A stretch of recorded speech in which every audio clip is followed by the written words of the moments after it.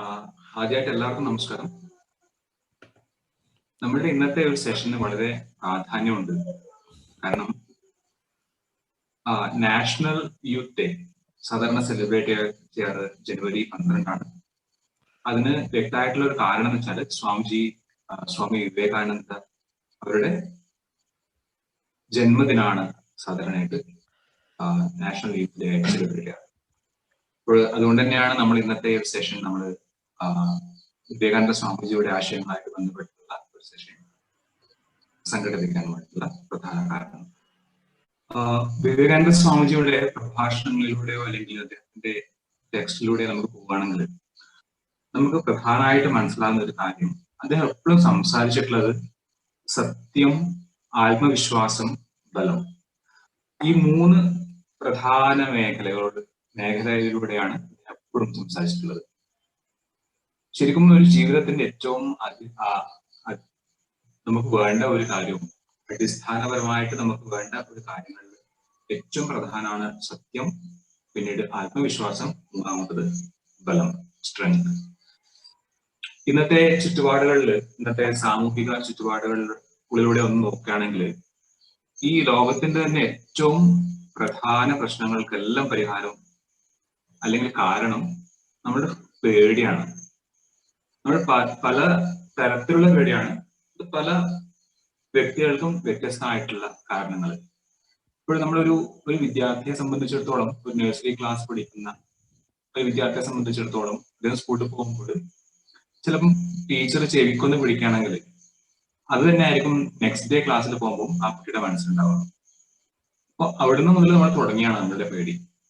പിന്നെ സ്കൂളിൽ പഠിക്കുമ്പോൾ പ്രത്യേക കാരണങ്ങൾ, പിന്നീട് കോളേജിൽ പഠിക്കുമ്പോൾ ലാബിൽ പോകുമ്പോൾ അത് തെറ്റിപ്പോകുന്നില്ല പേടി. അങ്ങനെ നമ്മളെ ജസ്റ്റ് ഇങ്ങനെ അക്യുമുലേറ്റ് ചെയ്തുകൊണ്ടിരിക്കുകയാണ് നമ്മളുടെ ഭാഗത്ത്. പിന്നീട് നമ്മുടെ പ്രൊഫഷണൽ ലൈഫിൽ എത്തുമ്പോൾ നമ്മുടെ മാനേജറുടെ ചീത്ത തോന്നുന്നില്ല പേടി. അങ്ങനെ ഒരു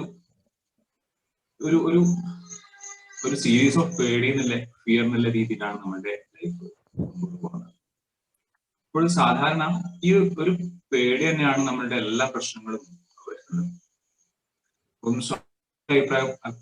അഭിപ്രായ പ്രകാരം ഇതൊരു ദൗർബല്യതയാണ്.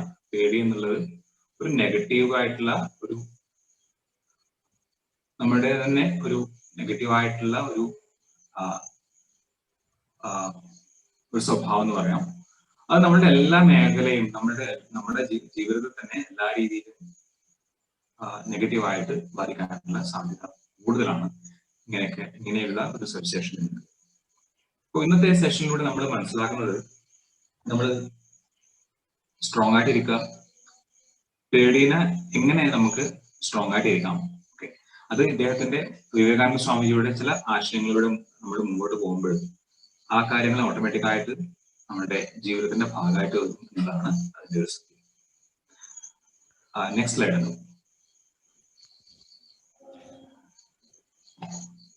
നമുക്ക് അദ്ദേഹത്തിന്റെ ആശയങ്ങളിലേക്ക് പോകുന്നതിന് മുമ്പ് കുറച്ച് കാര്യങ്ങൾ മനസ്സിലാക്കാം.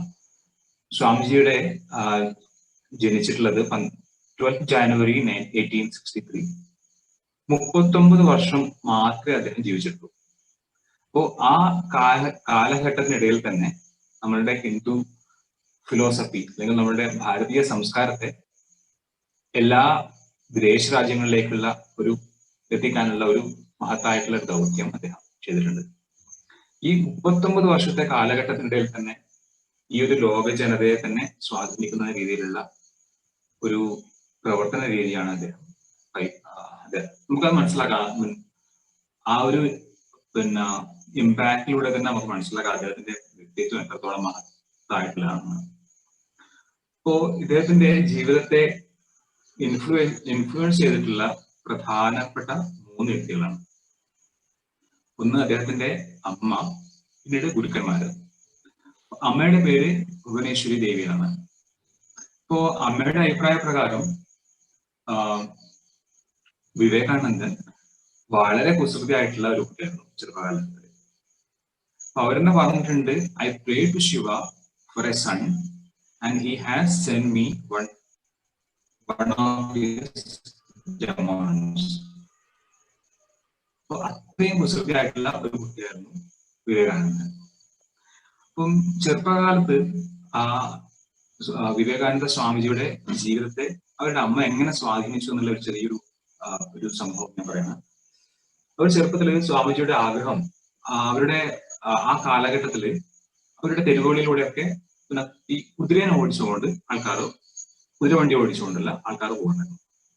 അപ്പോൾ സ്വാമിജിയുടെ തന്നെ നമ്മളിപ്പം കാണുന്ന കണ്ട് മനസ്സിലാക്കുന്ന കാര്യങ്ങളിലേക്കായിരിക്കില്ല മിക്കവാറും നമ്മൾ ആകർഷകരാവാറ്. അപ്പൊ അതേപോലെ തന്നെ സ്വാമിജിയുടെയും ആഗ്രഹം ഇതേപോലെ ഒരു കുതിരവണ്ടിക്കാരനാകണമെന്നാണ്. അപ്പൊ അമ്മ ഇവരുടെ ഭയങ്കര ക്ലോസ് ആയിരുന്നു സ്വാമിജിയായിട്ട്. അപ്പൊ അവരോട് ഇങ്ങനെ സംസാരിച്ചാകുമ്പോ സ്വാമിജിയുടെ ഒരു സ്ട്രെങ്ത് അവരുടെ അമ്മക്ക് അറിയാം കൃത്യമായിട്ട്. അവരുടെ ഫ്രീക്വൻസികൾ എന്താണ്, അവരുടെ ഏത് ലെവലിലേക്ക് ഉയരേണ്ട ആളാണെന്നുള്ള കാര്യങ്ങളൊക്കെ അവരുടെ അമ്മക്ക് അറിയാം. അപ്പൊ അമ്മ പറഞ്ഞു, നിങ്ങൾ ജസ്റ്റ് ഇതില് ലിമിറ്റ് ചെയ്യേണ്ട മനുഷ്യനല്ല നിങ്ങൾ. ഒരു കുതിരവണ്ടിക്കാരന്റെ തന്നെ കാര്യത്തിൽ അതിൽ തന്നെ സവിശേഷത എന്ന് വെച്ചാൽ അദ്ദേഹത്തിന് നല്ലൊരു ഡ്രൈവർ ആവാം, നല്ലൊരു ലീഡർഷിപ്പ് ക്വാളിറ്റി ഉണ്ടാവണം, പിന്നീട് പ്രതിസന്ധികളെല്ലാം തരണം ചെയ്ത് മുമ്പോട്ട് പോകാനുള്ള ശക്തി, ഇതൊക്കെയാണ് ഒരു ഡ്രൈവർ എന്ന നിലയിൽ. അപ്പോ വിവേകാനന്ദ സ്വാമിയോട് പറഞ്ഞു, നിങ്ങൾ ഇങ്ങനെയാണ് ഒരു കുതിരവണ്ടിക്കാരൻ മാത്രമായാൽ പോരാ, ഈ ലോക ജനതയോട് തന്നെ ഒരു ലീഡർ എന്ന നിലയിൽ അവരെ നല്ല രീതിയിലേക്ക് നയിക്കാൻ പറ്റുന്ന ഒരു ലീഡർ എന്ന നിലയിലേക്ക് വരാനുള്ള ശക്തി നിൽക്കുന്നതിലേക്ക് സ്വാമിജിയുടെ പറഞ്ഞു കൊടുത്തു. അപ്പൊ ആ ചെറുപ്പ കാലഘട്ടത്തിൽ തന്നെ ഭയങ്കര ശക്തിമത്തായിട്ടുള്ള ആശയങ്ങൾ അദ്ദേഹത്തിന്റെ മനസ്സിലേക്ക് കടത്തിവിട്ടത് അദ്ദേഹത്തിന്റെ അമ്മയാണ്. അപ്പൊ ഇവിടെ ഒരു മെസ്സേജ് എന്ന നിലയിൽ എനിക്ക് പറയാനുള്ള വെച്ചാൽ നമ്മളുടെ പാരന്റിങ് സ്കില്ല് ഭയങ്കര ഇമ്പോർട്ടൻ്റ് ആയിരിക്കുന്നത്. കാരണം നമ്മളുടെ കുട്ടികളെ ഏറ്റവും മനസ്സിലാക്കാൻ സാധിക്കുക പാരന്റ്സിനാണ്, അച്ഛനമ്മക്കാണ്. അപ്പോ ആ കുട്ടിയുടെ ആഗ്രഹം കുതിരവണ്ടിക്കാരനാണെന്ന്. ഓക്കെ, നമ്മൾ സാധാരണ നമ്മളെ വീട്ടിലാണ് അങ്ങനെ പറയാൻ, ആ കുട്ടികളോട് നമ്മൾ എങ്ങനെ റെസ്പോണ്ട് ചെയ്യാന്നുള്ള രീതി നമ്മളൊന്നും സ്വയം അനലൈസ് ചെയ്യണം. അപ്പോ കുട്ടികളായിട്ട് അവരുടെ ആശയങ്ങൾ വരുമ്പോൾ കൃത്യമായിട്ട് മനസ്സിലാക്കിയിട്ട് അതിന്റെ സ്കെയിൽഡ് അപ്പ് ആയിട്ടുള്ള വേർഷൻ നമുക്ക് മനസ്സിലാക്കിയിട്ട് കുട്ടികൾക്ക് പറഞ്ഞു കൊടുക്കാൻ പറ്റുന്നത് അവർക്ക് അവരുടെ ധൈര്യവും ജീവിതത്തിന് വേണ്ടിയിട്ടുള്ള ഒരു ധൈര്യം അവിടെ തന്നെ എത്തിയെന്നതാണ് അതിന്റെ ഒരു ഭാഗ്യം.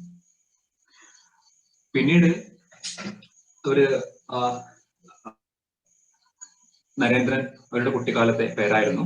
അവരിങ്ങനെ വളർന്നിട്ട് ഇപ്പൊ സ്പിരിച്വാലിറ്റി, ഈശ്വരൻ എന്നൊക്കെയുള്ള കൺസെപ്റ്റിലൊക്കെ ചിന്തിച്ചു തുടങ്ങി, ഈശ്വരനുണ്ടോ ഇല്ലയോ എന്നൊക്കെ. അങ്ങനെയാണ് അദ്ദേഹം ശ്രീരാമകൃഷ്ണ പരമഹംസരായിട്ട് ബന്ധപ്പെടുന്നത്.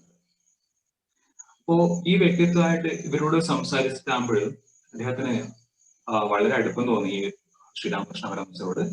അപ്പൊ അവരുടെ ശിഷ്യരായിട്ട് അവിടെ പലതരം ക്വസ്റ്റ്യൻസ് ഒക്കെയും ഡൗട്ട്സ് ഒക്കെ ചോദിച്ചു, അങ്ങനെ ക്വസ്റ്റ്യൻസ് ഒക്കെ ചോദിച്ചു, ഡൗട്ട്സ് ഒക്കെ ക്ലാരിഫൈ ചെയ്തു, അങ്ങനെയൊക്കെ രീതിയിൽ അവരവിടെ പഠിച്ചു വളരുകയായിരുന്നു. അപ്പം ശ്രീരാമകൃഷ്ണ പരമഹംസർ ആ സമയത്തായിരുന്നു അദ്ദേഹത്തിന് ചില അസുഖങ്ങളൊക്കെ ബാധിച്ചു. അപ്പോ അദ്ദേഹത്തിനെ പരിചരിക്കേണ്ട ഒരു ഉത്തരവാദിത്വം കൂടി സ്വാമിജിക്കുണ്ടായിരുന്നു, വിവേകാനന്ദ സ്വാമിജിക്കുണ്ടായിരുന്നു. അപ്പൊ ആ രീതിയിലൊക്കെ വളരെ നല്ലൊരു സേവനം സ്വാമിജിയായിട്ട് ശ്രീരാമകൃഷ്ണ സ്വാമിജിക്ക് വേണ്ടിയിട്ട് ഇവര് ചെയ്തിട്ടുണ്ട്. അപ്പൊ അങ്ങനെയൊക്കെ നല്ലൊരു ദൃഢമായിട്ടുള്ള ഗുരുശിഷ്യ ബന്ധം അവരുടെ ഇടയിൽ ഉണ്ടായി. അത് പിന്നീട് സ്വാമിജി കാലം ചെയ്തു. അപ്പോൾ പിന്നീട് വിവേകാനന്ദ സ്വാമിജിയായി അവിടുത്തെ ഒരു ശിഷ്യ പരമ്പരയെ ലീഡർ എന്ന നിലയിലുള്ള ഒരു ഇനീഷ്യേറ്റീവ് ഒക്കെ അദ്ദേഹത്തിന്റെ ഉത്തരവാദിത്തമാണ്. കുറച്ച് കഴിഞ്ഞിട്ടാകുമ്പോൾ സ്വാമിജിക്ക് തോന്നി നമ്മളിപ്പം ഇങ്ങനെ ലിമിറ്റ് ചെയ്ത് നിൽക്കേണ്ട ആവശ്യമില്ല. കാരണം നമ്മളുടെ രാമകൃഷ്ണദേവന്റെ ആശയങ്ങൾ ലോക നന്മയ്ക്ക് വേണ്ടിയിട്ട് പ്രചരിപ്പിക്കണം. ഇങ്ങനെ വെസ്റ്റേൺ കൺട്രീസിലേക്ക് പോകാൻ വേണ്ടിയിട്ടുള്ള ഒരു ആശയമായിട്ട് വിവേകാനന്ദ സ്വാമിജി അങ്ങനെ ഒരു ആശയം വിവേകാനന്ദ സ്വാമിജി കൂടെ വന്നു. അപ്പോ ആദ്യം പെർമിഷൻ ചോദിക്കേണ്ടതെന്ന് വെച്ചാൽ ശാരദ അമ്മയുടെ ആയിരുന്നു. അതെന്ന് വെച്ചാൽ ശ്രീരാമകൃഷ്ണ പരമഹംസ അവരുടെ സഹധർമ്മിണിയായിട്ടുള്ളത്. അപ്പോ അവരോട് ശാരദാമ്മയോട് ഇവര് പോയിട്ട് ചോദിച്ചു, സ്വാമിജി ചോദിച്ചു, എനിക്ക് ഇങ്ങനെയൊക്കെ ആഗ്രഹങ്ങളുണ്ട്, ഗുരുദേവന്റെ ആശയങ്ങൾ എനിക്ക് പ്രചരിപ്പിക്കാനുള്ള ആഗ്രഹമുണ്ട്, അപ്പൊ അമ്മയുടെ അഭിപ്രായം എന്താണെന്ന് ചോദിച്ചു. അപ്പൊ അവര് പറഞ്ഞു, അപ്പൊ അവർ കൃത്യമായിട്ട് അറിയാം വിവേകാനന്ദ സ്വാമിജിയെ കുറിച്ചുള്ള അവരുടെ കഴിവും കാര്യങ്ങളൊക്കെ അറിയാം.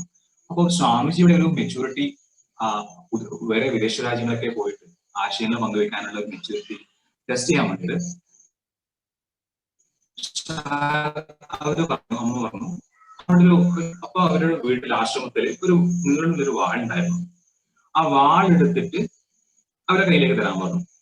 അപ്പോ അവരെന്താ, വിവേകാനന്ദ സ്വാമിജി ഒരു പ്രത്യേക രീതിയിൽ വാളെടുത്തിട്ട് അവരുടെ കയ്യിൽ കൊടുത്തു. അപ്പോൾ അവിടെ ഒരു ബിഹേവിയറൽ അനാലിസിസ് നടന്നു. അപ്പം ശാരദ അവർക്ക് മനസ്സിലായി, അമ്മക്ക് മനസ്സിലായി സ്വാമിജി പക്വതയുള്ള ഒരു മനുഷ്യനാണെന്നാണ്.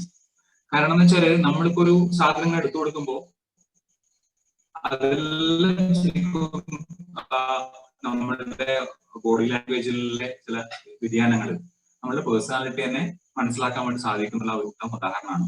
ചിലപ്പോൾ അവർ ആ കൊടുത്ത രീതി മാത്രം കൊണ്ട് അവർക്ക് മനസ്സിലായി ഇത്രയും നല്ല ഉത്തരവാദിത്വവും കഴിവുള്ള വ്യക്തിയാണ് സ്വാമിജി എന്നത്. അപ്പോൾ അങ്ങനെ സ്വാമിജി തന്റെ ആശയങ്ങൾ മറ്റു വിദേശ രാജ്യങ്ങളിലേക്കൊക്കെ പ്രചരിപ്പിക്കാൻ വേണ്ടിയിട്ട് സ്റ്റാർട്ട് ചെയ്തു. ഇന്ന് നമ്മുടെ അടുത്ത സ്ലൈഡിലേക്ക് പോവാം.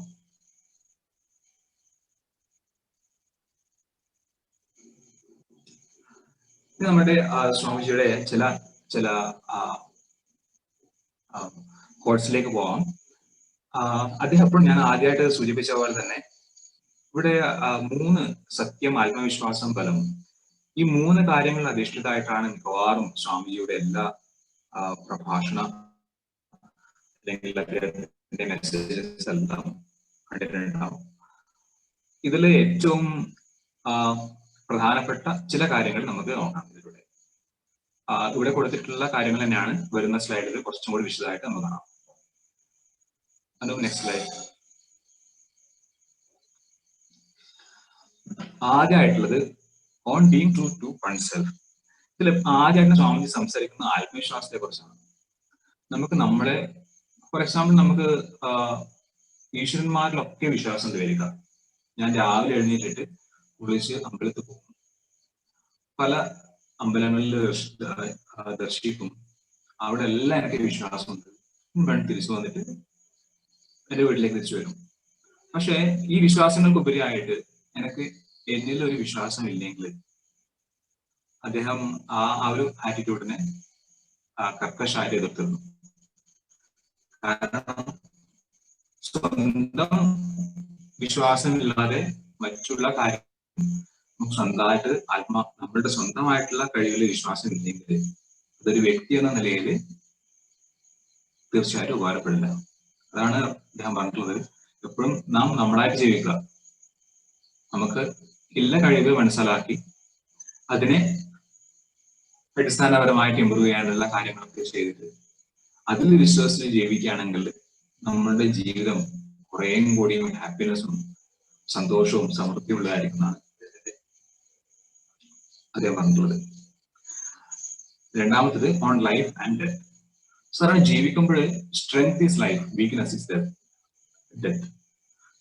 ഞാൻ ആദ്യമായിട്ട് സൂചിപ്പിച്ച പോലെ തന്നെ നമ്മുടെ പ്രശ്നങ്ങളുടെ എല്ലാം കാരണം വീക്ക്നെസ് ആണ്.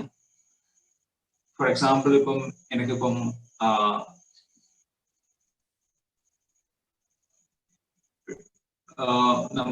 എനിക്കിപ്പോ പ്രത്യേകിച്ച് ഒരു ഓഫീസ് എൻവയറോൺമെന്റ് ആണ്. അവിടെ എന്റെ സഹപ്രവർത്തകൻ നല്ലതായിട്ടുള്ള നല്ല പ്രവർത്തികൾ ചെയ്യുന്നു, നല്ല റെക്കഗ്നീഷൻ വാങ്ങുന്നുണ്ട്. പക്ഷെ ഞാൻ അങ്ങനെ ചെയ്യുന്നില്ല, എനിക്ക് കിട്ടുന്നില്ല. പക്ഷെ അത് രണ്ടാമത് എങ്ങനെ അത് വളർന്നു വെച്ചാൽ ആ കാര്യങ്ങൾ മനസ്സിലാക്കിയിട്ട് ഞാൻ കൃത്യമായിട്ട് പ്രവർത്തിച്ചിട്ട് മുമ്പോട്ട് വന്നെങ്കിൽ കുഴപ്പമൊന്നുമില്ല. പക്ഷെ സാധാരണയായിട്ട് മിക്കവാറും നമ്മളുടെ അസൂയും കാര്യങ്ങളൊക്കെ വർദ്ധിക്കും. ആ രീതിയിലേക്കാണ് മിക്കവാറും പോവുക. അപ്പോൾ അത് നമ്മൾ ശരിക്കും ഒരു ദൗർബല്യതയാണ്, വീക്ക്നെസ് മരണമാണ്. ജീവിതത്തിൽ ഏറ്റവും വേണ്ടത് സ്ട്രെങ്ത് ആണ്, അതായത് പോസിറ്റീവായിട്ടുള്ള ഒരു മനോഭാവമാണ് ജീവിതത്തിന് വേണ്ടത്. അതേപോലെ തന്നെ ഏത് തരത്തിലുള്ള എക്സ്പാൻഷനാണ് നമ്മുടെ ജീവിതത്തിന്റെ ചലനം, അല്ലെങ്കിൽ അതിന്റെ എക്സ്പാൻഷൻ ആണ് ലൈഫ്.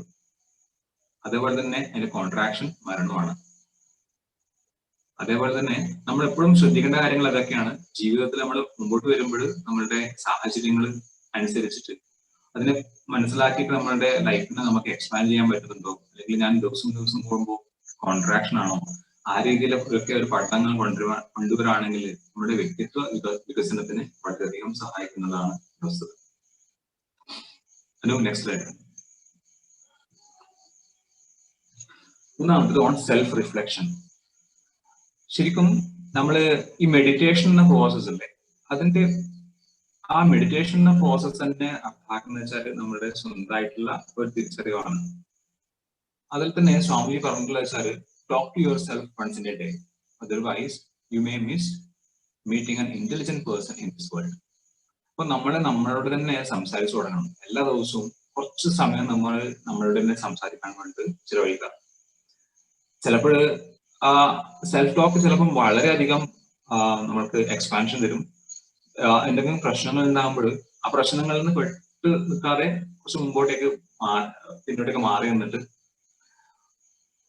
കാര്യങ്ങളൊന്ന് സ്വന്തമായിട്ട് അനലൈസ് ചെയ്തിട്ട് സംസാരിക്കാനുള്ള ഒരു ശക്തി ഉണ്ടെങ്കിൽ നമുക്ക് തന്നെ പ്രശ്നങ്ങളിൽ ഈസി ആയിട്ട് പുറത്തേക്ക് വരാൻ പറ്റും. അതാണ് ഓൺ സെൽഫ് റിഫ്ലക്ഷൻ. നാലാമത് on choice your words carefully.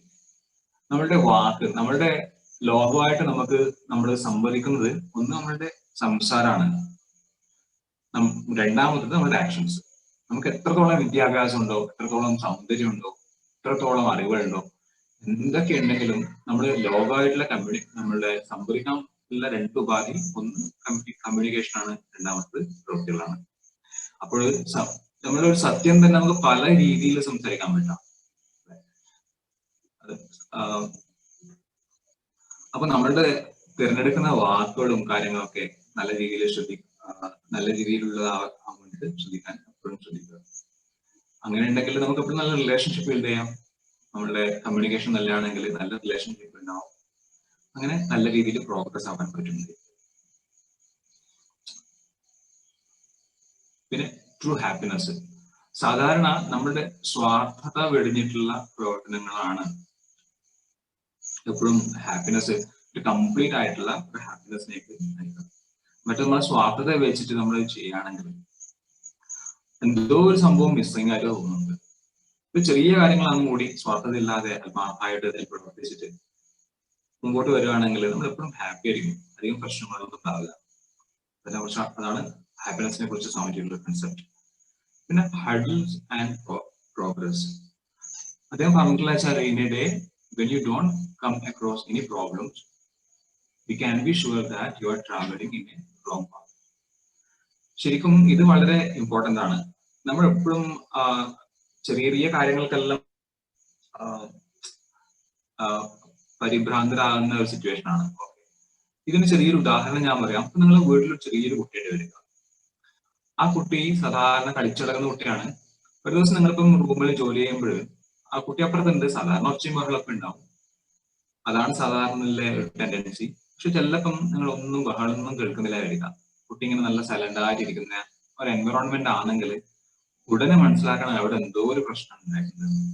നിങ്ങൾ പോയി നോക്കിയാൽ കാണാം കുട്ടി ഒന്നിക്കലും വെള്ളത്തിൽ കളിക്കുന്നുണ്ടാവാം, അല്ലെങ്കിൽ വേണ്ടാത്ത എന്തെങ്കിലും സാധനങ്ങൾ കഴിക്കുന്നുണ്ടാവാം, അല്ലെങ്കിൽ എന്തെങ്കിലും അങ്ങനെ രീതിയിൽ എന്തെങ്കിലും ഒരു വ്യത്യാസം ഡെഫിനറ്റ് ആയിട്ടുണ്ടാവും.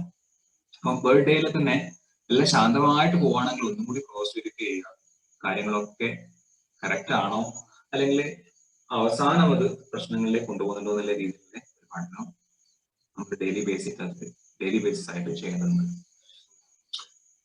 അന്നുവേ നെക്സ്റ്റ് സ്ലൈഡ്. പിന്നീട് ഒരു ഡിസിഷൻ എടുക്കുമ്പോഴുള്ള ചില നിർദ്ദേശങ്ങളാണ്. സാധാരണയായിട്ട് ഒരു കോൺഫ്ലിക്റ്റ് വരികയാണെങ്കിൽ നിങ്ങളൊരു ഡിസിഷൻ എടുക്കാൻ വേണ്ടി ഓൾമോസ്റ്റ് റെഡി ആയി, പക്ഷെ അവിടെ കോൺഫ്ലിക്റ്റ് വരികയാണ്, ഒന്ന് ബിറ്റ്വീൻ ഹാർട്ട് ആൻഡ് ബ്രെയിൻ. അങ്ങനെ വരികയാണെങ്കിൽ എപ്പോഴും ഫോളോ യുവർ ഹാർട്ട് എന്നാണ് സ്വാമിയുടെ അഭിപ്രായം. സാധാരണയായിട്ട് തന്നെ ഇപ്പൊ നമ്മളുടെ എല്ലാം ബ്രെയിനിന്റെ ഒരു രീതിയിൽ മാത്രം ഒരു ഡിസിഷൻ എടുക്കുകയാണെങ്കിൽ മിക്കവാറും നമ്മളുടെ ആർട്ടിഫിഷ്യൽ ഇന്റലിജൻസ് ഒക്കെ പറഞ്ഞില്ലേ, ആ കാര്യങ്ങളൊക്കെ ബ്രെയിൻ ആ രീതിയിലുള്ള ഡിസിഷൻ ആയിരിക്കും മിക്കവാറും. അത് ഹാർട്ടിന് പ്രാധാന്യമില്ല. സാധാരണ നമ്മളുടെ നല്ല വ്യക്തിബന്ധങ്ങളും കാര്യങ്ങളൊക്കെ നിലനിർത്തിയിട്ട് മുമ്പോട്ട് പോകണമെങ്കിൽ ക്രിട്ടിക്കൽ ആയിട്ടുള്ള ഡിസിഷൻസിൽ ഒരു കോൺഫ്ലിക്റ്റ് വരികയാണെങ്കിൽ തീർച്ചയായിട്ടും ഹൃദയത്തിന്റെ ഭാഷ തെരഞ്ഞെടുക്കുക. അങ്ങനെയാണെങ്കിൽ അത് ആ ഡിസിഷനിൽ നിങ്ങൾക്ക് പിന്നീട് വേദനിക്കേണ്ടി വരില്ല ആണ് അദ്ദേഹത്തിന്റെ അഭിപ്രായം. അതേപോലെ തന്നെ ജീവിതത്തിൽ തന്നെ ഒരു എയിം ഉണ്ടെങ്കിൽ, on passionately chasing your dream, അങ്ങനെ ഉണ്ടെങ്കിൽ എങ്ങനെയാണ് take up one idea, make that one idea your life. നമുക്കൊരു ചെറിയൊരു ഐഡിയ ഉണ്ടാവണം, അതിനനുസരിച്ചിട്ട് അതിനെ പരിപോഷിച്ചിട്ട് ചെറിയൊരു ചെടി എങ്ങനെ നമ്മൾ നട്ട് ഒരു വിത്തിട്ടിട്ട് അതിനെ വളർത്തിക്കൊണ്ടുവരുന്ന രീതിയിലുള്ള ഒരു പരിപാലനം നമ്മളുടെ ഐഡിയാസിനും കൊടുക്കണം. അങ്ങനെ ആ ഒരു ഐഡിയ വന്ന് വളർന്ന് വലിയൊരു വൃക്ഷമാവുകയാണെങ്കിൽ പിന്നീട് അതിനുള്ള ഫലങ്ങൾ എല്ലാവർക്കും അനുഭവിക്കാൻ വേണ്ടി സാധിക്കുന്നതാണ് അവസ്ഥ.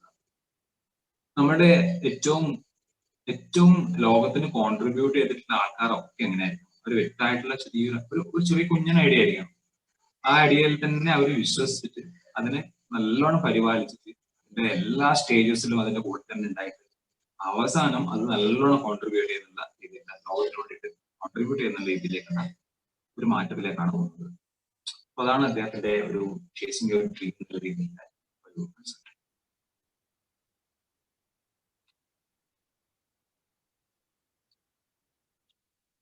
On the path of success ശരിക്കും ഒരു ടേം ഉണ്ട്, സെർവന്റ് ലീഡേഴ്സ്. സാധാരണ ഇപ്പൊ നമ്മളിൽ തന്നെ ഒരു സോഫ്റ്റ്വെയർ ഡെവലപ്മെന്റ് പ്ലാറ്റ്ഫോം ആണെങ്കിലും ഇവിടെ ചില മെത്തഡോളജീസ് ഉണ്ട്, അജൈൽ മെത്തഡോളജി. അതിലൊക്കെ ചില റോളിന്റെ ഡെഫിനിഷൻ തന്നെ സെർവന്റ് ലീഡേഴ്സ് ആണ്. അങ്ങനെയാണെന്ന് വെച്ചാല് ലീഡേഴ്സ് ആണ്, പക്ഷെ അവര് മുമ്പിലോട്ട് നയിക്കുമ്പോൾ അവർ എപ്പോഴും മറ്റുള്ളവരുടെ കൈ പിടിച്ചിട്ട് അവരെയും കൂടി മുമ്പോട്ടേക്ക് കൊണ്ടുവരാനുള്ള ഒരു ത്രാണി അവരുണ്ടാവും. പക്ഷെ അങ്ങനെയുള്ള ആൾക്കാരാണ് ലോകത്തിന് ആവശ്യം.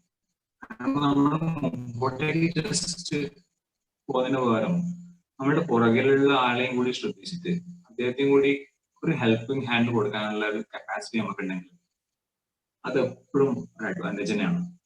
അപ്പൊ ആ രീതിയിൽ നമ്മളൊക്കെ വളർത്താൻ സാധിക്കുകയാണെങ്കിൽ അങ്ങനത്തെ ആൾക്കാരാണ് ശരിക്കും സമൂഹത്തിന് ആവശ്യം.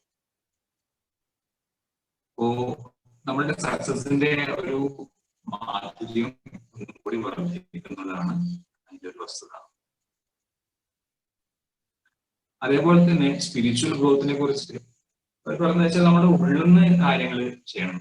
നമ്മളിപ്പം എക്സ്റ്റേണൽ ആയിട്ട് കുറെ ആക്ടിവിറ്റീസ് ചെയ്യുന്നുണ്ടാവാം, പക്ഷെ നമ്മൾ ഉള്ളിൽ നിന്നുള്ള ഒരു ഗ്രോത്തും ഇല്ലെങ്കിൽ അതിന് പ്രത്യേകിച്ച് അൾട്ടിമേറ്റ് ആയിട്ടുള്ള ഒരിലേക്ക് പറ്റില്ല. ഓക്കെ, നമുക്ക് കുറെ കാര്യങ്ങൾ പറഞ്ഞിട്ടുള്ള ഒരു ഗ്രോത്ത് ഉണ്ടാകാം.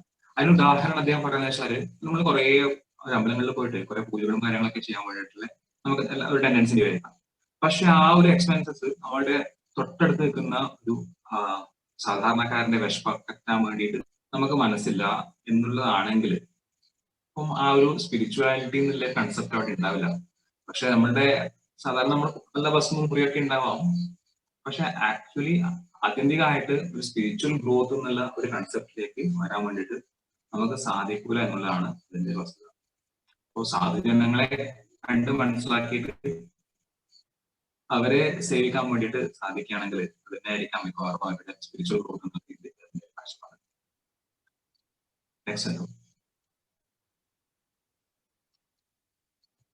ഈ ഒരു അദ്ദേഹം പറഞ്ഞ never say no, never say I cannot, all the power is within you, you can do anything. ഈ ഒരു സ്റ്റേറ്റ്മെന്റ് നമ്മൾ ഒന്നും കൂടി വിശകലനം ചെയ്യണം. കാരണം ഈ ഒരു സ്റ്റേറ്റ്മെന്റ് വന്നിട്ടുള്ളത് മിക്കവാറും അദ്ദേഹത്തിന്റെ കാലഘട്ടത്തിൽ 1900 ആ രീതിയിലുള്ള കാലഘട്ടത്തിലാണ്. മിക്കവാറും ആൾക്കാരുടെ സ്വാർത്ഥതയും കാര്യങ്ങളൊന്നും എത്രത്തോളം വളർന്നിട്ടുണ്ടാവില്ല എന്ന് ഞാൻ വിചാരിക്കുന്നു. കാരണം നമ്മൾ എപ്പോഴും പഠിക്കുന്നത് വെച്ചാൽ നമ്മൾ നോ എവിടെ പറയണം എന്നുള്ള രീതിയിലുള്ള ഒരു പഠനം നമ്മൾ ഉണ്ട്. ചില സമയത്ത് നമ്മൾ കൃത്യമായിട്ട് നോ പറഞ്ഞിട്ടില്ലെങ്കിൽ അത് ചിലപ്പോ നമ്മൾക്ക് ഭയങ്കരമായിട്ടുള്ള പ്രതിസന്ധികളെ കൊണ്ടുവരാൻ വേണ്ടി കാരണമാവും. അപ്പോ ഇത് ഇങ്ങനെ എടുക്കരുത്, ജസ്റ്റ് കൃത്യമായിട്ട് മനസ്സിലാക്കിയിട്ടുള്ള ഒരു നോ പറച്ചിൽ ആവശ്യമാണ് ശരി.